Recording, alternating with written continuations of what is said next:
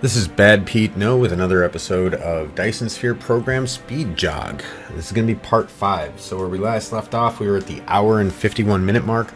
We had just unlocked Structure Matrix, aka Yellow Science. This next section is going to take us all the way up to constructing interplanetary logistics facilities. But that's going to take a while. So I've opted to condense down about an hour and 15 minutes of footage into this 24-minute time-lapse, mostly time-lapse. So let's get rocking and rolling. Now, first thing that we're going to need to do is queue up some technologies. Anytime now. Here we go.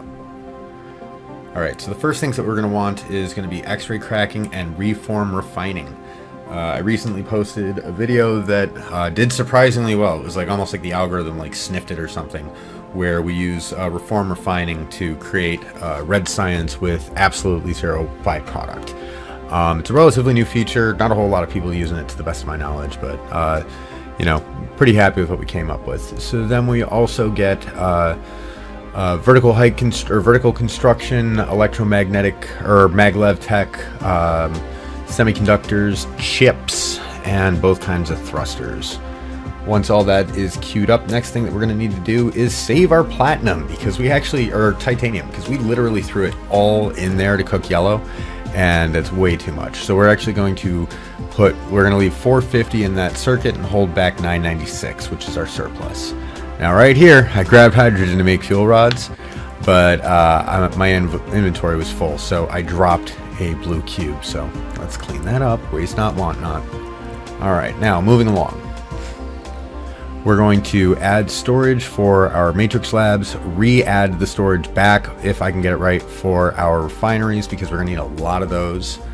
And then just grab some various stuff and things that we need and drop our first prints of the episode. So this is going to be to solve the problem that we never have enough smelters or gatherators. And we're also going to put our water pumps in there because we're going to need some of those anyway. And I hate crafting buildings manually. Now we have to do a little bit of manual wiring up. And right here, I'm actually going to make a derp and not realize that something in the blueprint had failed to place, but I just continue on with my business, not even realizing that machine ain't going to work. Not at all. But that's fine. We'll figure it out as we go along. Now we're going to walk those drones on around and get everything placed.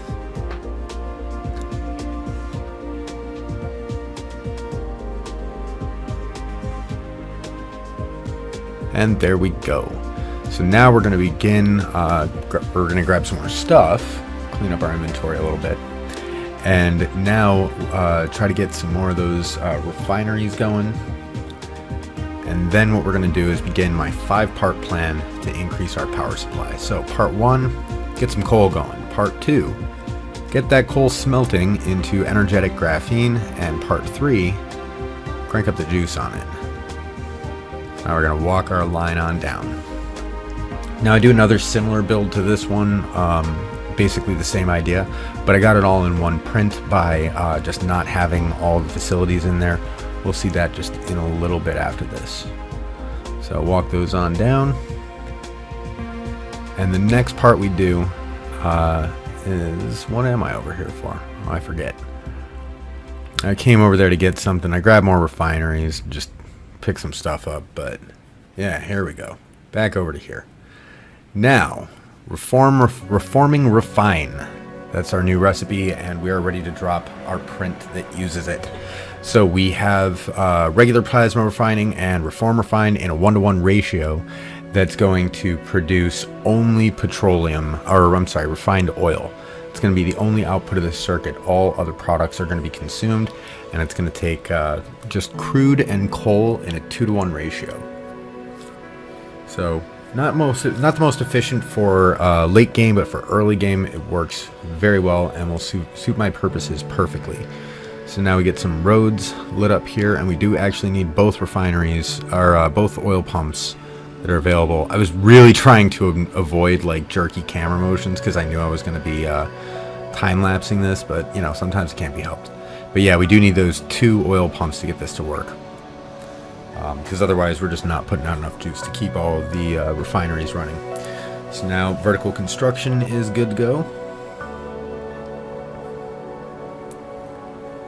walk those roads. Get the power set up for these guys.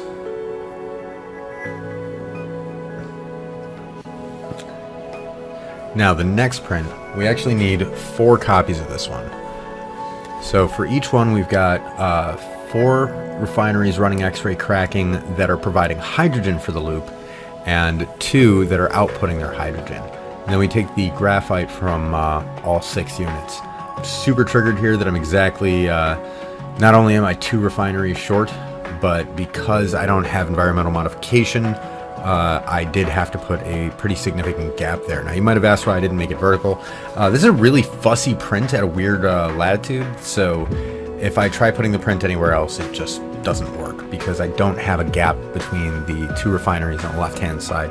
It's also exactly 150 facilities, which is why I'm doing a lot of the wiring up of the, or I had to put in the bridges between the research facilities.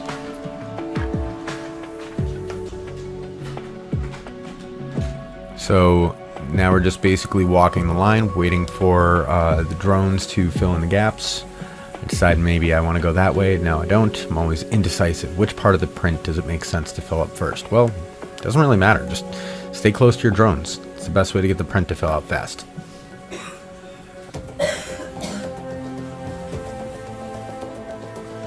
Now we fly back on down here. And right here, notice that we only have 349 and not 350. The reason why is this one only has 2 titanium and the other one has the remaining 1. So we're just going to move that over. No titanium wasted.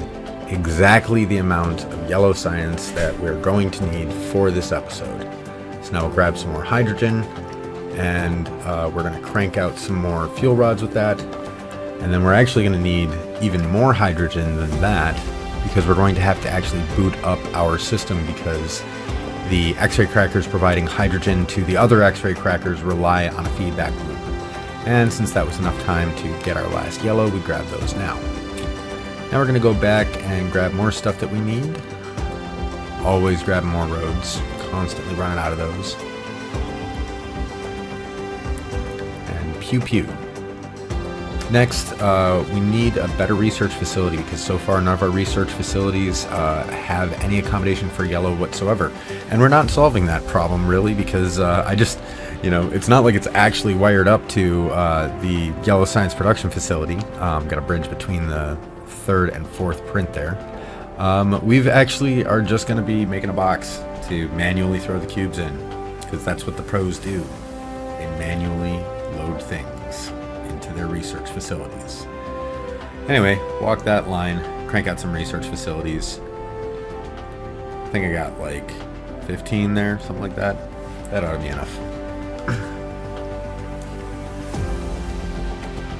Now, we're going to make our red labs taller. Each one of these modules can fully saturate 4.5 research facilities.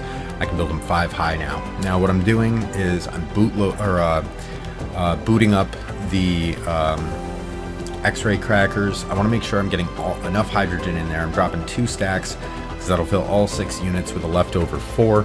Just keep it circulating, and then and only then did I wire up that refined oil. Similarly, the yellow research facility actually overproduces for what 3 research facilities can handle, or for 3 matrix labs can handle. Now we're going to build some intermediaries to crank up the blue science. And it's a blueprint. Get it? Yeah, I didn't laugh either. Alright, back to what we're doing over here. We're just waiting for our stuff to build out here. I don't know why I didn't time-lapse this part. I totally forgot. It was in my notes somewhere. Oh, chips. Nice. This doesn't go back to time-lapse pretty soon. I'm going to kill the audio. Oh, there we go. Nope, we can keep going. We're working it. Now you might note, we don't have any iron going into this system. And that's a problem that we're going to solve right about, not right about now. Right now, we're actually going to check our stats panel and see how that red's rocking out, make sure our system's actually working. And if we drop it to the 1 minute, we see we are cranking out at a rate of 260 plus per second. So that's 180 coming from our new facility, plus the 80-ish that we already had. So here's our somewhat distant iron, and I am going to drop that manually because there was nothing really adjacent to print it with, and it's easy enough. I do try to make use of diagonals when I can. A lot of times I'll deliberately avoid them if I'm intending to build something there later, but we're going across a lake in the middle of nowhere, so let's do it. Alright, now we're going to actually take a quick pause and do a little scum save. And at this point I did try several times to complete the run in the same night. I just couldn't do it, so glad I saved there. And now, this is me fixing that problem I noticed. So there's actually two problems here. The sorters not being connected to the facility assembling motors only accounts for the pumps. But why do we have no gatherators or smelters? Well, that is actually kind of a mystery, and I still have absolutely no idea how this happened. You see that? How'd that get in my copper line? How did that happen? Slow down the video, pause it, you try to tell me where that happened. But I'll tell you, it basically, from my perspective, it never happened. We're deleting it. Bye. Anyway, back to bigger and better. So, grab more stuff, grab more things.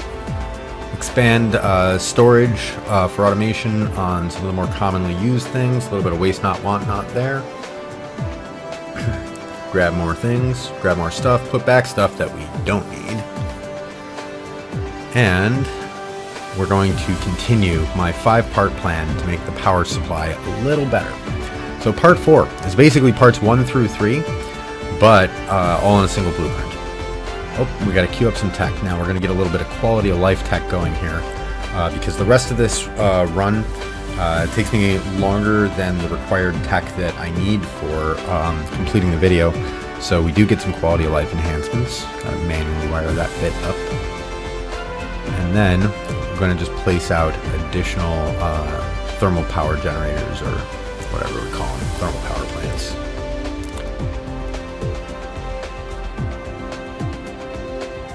Grab more stuff, grab more things. Oh, and specifically, we're actually stealing stuff. What we're doing is we are getting 120 iron or steel and chips so that we can increase our inventory capacity. And now this is just part 4.1 of my 5-part power plan, where we just try to get a little bit more mileage out of existing power that we already have. The next is going to be over here. So this one, we're actually going to do a little feedback loop on itself, and I'm leaving a gap to make sure that excess refined oil coming out of the tanks doesn't clog the oil coming out of the refineries that we're probably going to be getting rid of pretty soon, because we have more than enough red, and those are suboptimal designs. And that's my phone beeping. So next, this is part 5 of my 5-part power improvement plan. Another set of hydrogen, or no, whatever those things are, coal to graphite power supplies. Next, we're going to put in our copper mine.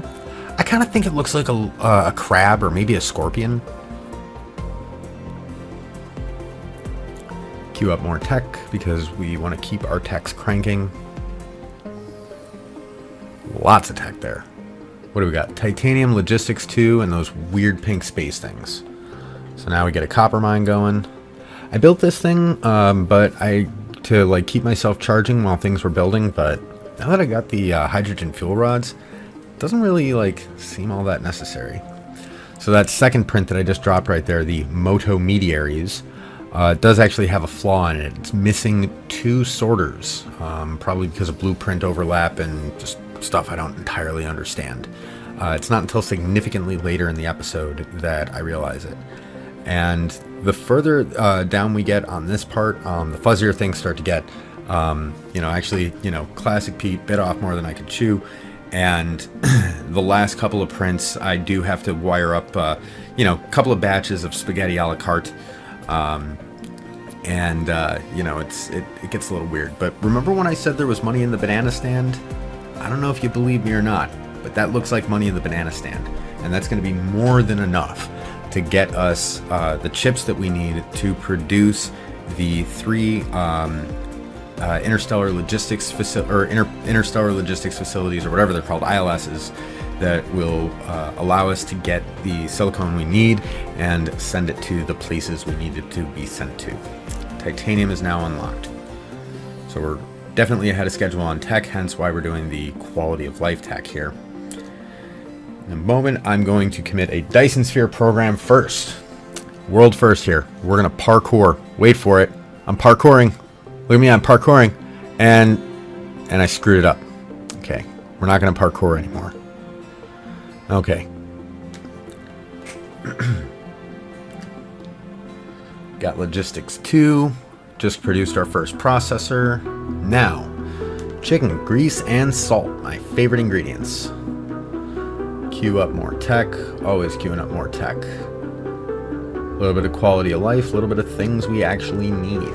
Now, there is a sorter that's not right, but I knew it was there, and I managed to fix it just by correcting the filter before it polluted the line. Now this nifty little guy right here, 1 box. We take any excess titanium that we can spare, so we need 440, we drop in those other 8.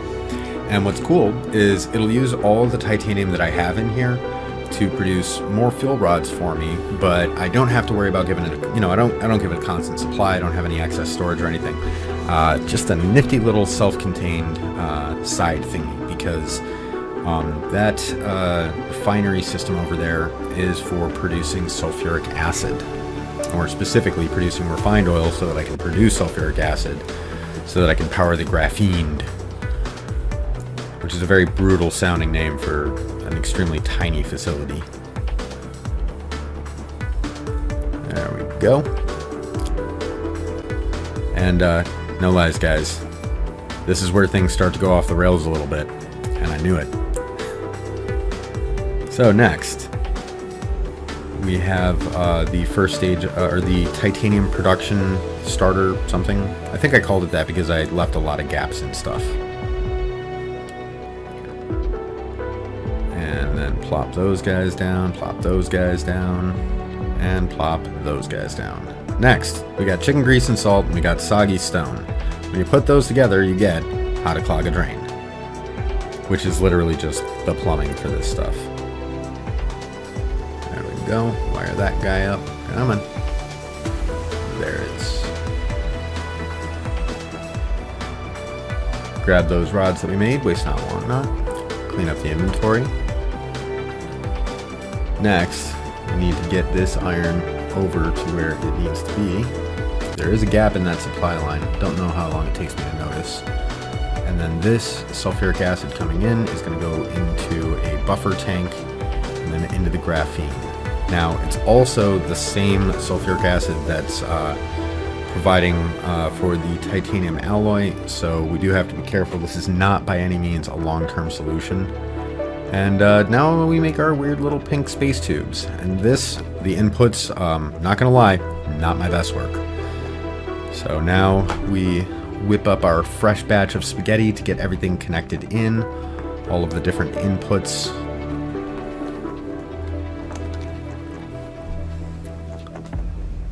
I totally should have made a print for this, but I would have had to rip everything out from under it. It's just really tedious. So I grab 100 green motors, because that's what I'm going to need. Then I fix the output, because I'm wondering why these things aren't being created. Then I hop back over here. Now, this print definitely came out all donked up. I don't know what I did. I think I was just changing my design at the same time. The logos for all of the space logistics items that I need are actually backwards, but I'm plopping in the exact amount of platinum or titanium I need in the places that I need it, so that I can get 3 planetary logistics facilities to make 3 interstellar logistics facilities, along with 10 logistics vessels.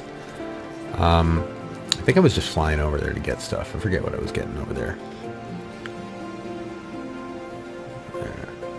Getting our chips set up. There we go. Chips are feeding in. Now our little pink space tubes are not yet feeding in. And I think that's one of the derps. So that was me finally figuring out that the iron input wasn't there. Queuing up some more tech, including mass construction and more inventory space. So we're going to be able to make bigger, better blueprints.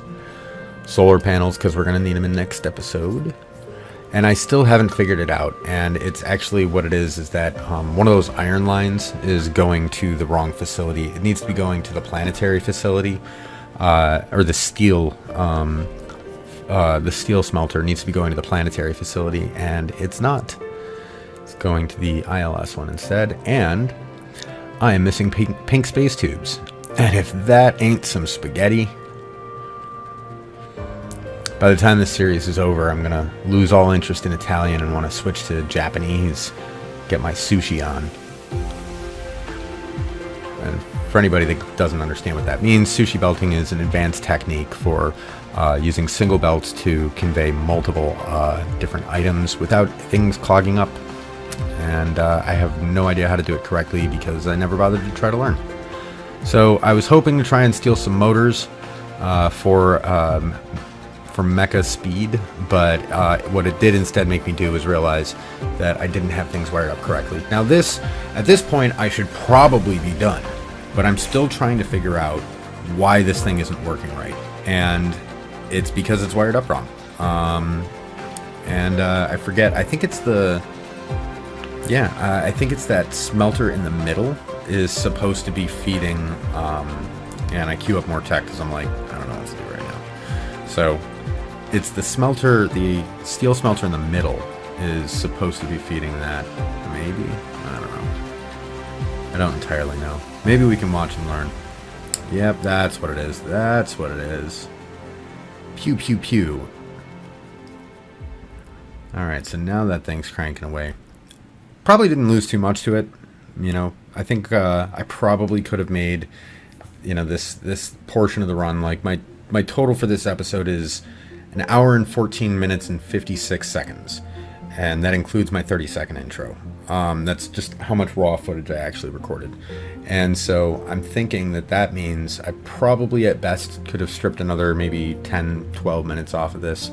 But I did get some quality of life technologies researched, so that's a good thing. But if I end up coming in at 10 hours and 12 minutes, I'm going to be a little upset. Probably just going to delete the channel. No, because I'm not actually aiming for the 10-hour mark. I'm aiming to get the 25-hour achievement. Right now, if I had to guess, I'm thinking we're probably going to go 15 hours. But there they are, Interstellar Logistics in our inventory at under the 3 hour and 5 minute mark. So now we're going to resave our Scum Save. And now, without further ado, it's time for this space baby to blast off. Now, it might seem to you to be a poor plan to just fly off into space without even, like, you know, changing out what was in my inventory. Like, what makes you think I have all the right stuff? Well, I don't, but the thing is I already saved my game, so it really doesn't matter.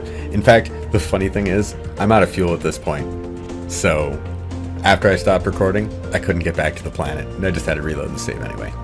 So thanks for watching, guys. See you in the next one.